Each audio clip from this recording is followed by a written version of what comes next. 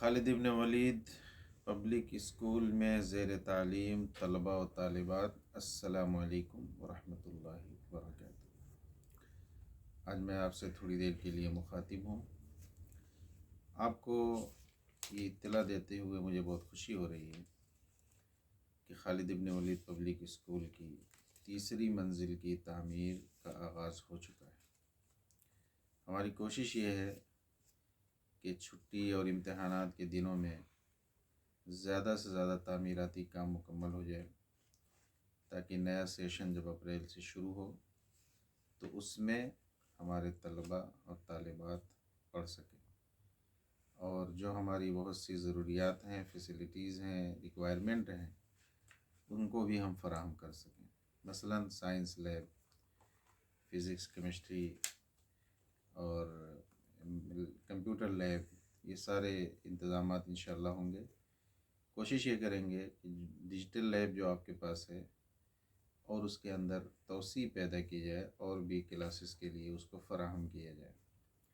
آپ لوگوں کی نماز کے لیے اجتماعی کوئی جگہ ہو جائے، لائبریری ہو جائے، اور بھی ہماری جو حفظ میں بچیاں ہیں، جگہ کی تنگی کی وجہ سے ان میں داخلے بند ہیں، حفظ کے کلاسز میں داخلے شروع ہو جائیں۔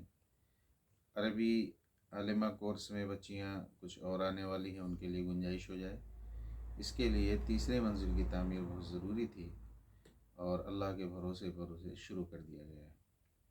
ہم یہ چاہتے ہیں کہ اس میں ہمارے طلباء اور طالبات، چاہے وہ نرسری کے ہوں یا اوپر کے ہوں، 12th کے ہوں، 10th کے ہوں، 9th کے ہوں، 8th کے ہوں، کسی بھی کلاس کے ہوں، ان کا کچھ نہ کچھ حصہ اس تعمیر میں لگ جائے۔ ہم یہ چاہتے ہیں کہ آپ کا 1 روپیہ ہی صحیح، 2 روپیہ ہی صحیح، جو بھی آپ سے ہو سکے آپ اس میں حصہ لو، کیونکہ اس رقم کی جو معمولی سی رقم ہے، اس کی برکتوں کو ہم آپ نہیں جانتے۔ اللہ تعالیٰ اس میں، اس تعاون میں برکت ڈالتے ہیں جس کے اندر انسان کی نیت میں خلوص اور اس کے جذبات شامل ہوتے ہیں۔ آپ لوگوں کو اس ادارے سے جو تعلق اور محبت ہے وہ آپ جانتے ہیں، اس کو ہم بھی جانتے ہیں۔ ہمارے بچوں کو کتنا خوشی ہوتی ہے یہاں آنے کے بعد، ان کے چہرے سے بھی ظاہر ہوتا ہے۔ تو آپ اگر اپنا جو خرچ آپ کو ملتا ہے اس میں سے 1 روپیہ 2 روپیہ آپ اس میں ڈال دیں گے، پھر ہم انشاءاللہ ساری دنیا کے سامنے اپنی ضروریات رکھیں گے اور لوگ تعاون کریں گے۔ لیکن سب سے پہلے ہم یہ چاہتے ہیں آپ کا تعاون اس میں حاصل ہو۔ تعاون کی 2 صورت ہے۔ پہلی صورت یہ ہے کہ اس سال جو آپ کا کیلنڈر شائع ہوا ہے اور کیلنڈر آ گیا ہے، آپ لوگ اس کو لے کر اپنے بھی گھروں میں لگائیے، اپنے گاؤں میں بھی لگائیے، مسجدوں میں بھی لگائیے، کیونکہ اس میں بہت سی مفید چیزیں ہیں، جن میں سے ایک دیکھیے یہ نماز کا نظام الاوقات ہے، ٹائم ٹیبل ہے، سحری افطار کا بھی اس میں نظام الاوقات ہے، اور اسی کے ساتھ ساتھ نیچے QR کوڈ دیا گیا ہے، اکاؤنٹ نمبر ہے، اور یہاں QR کوڈ ہے۔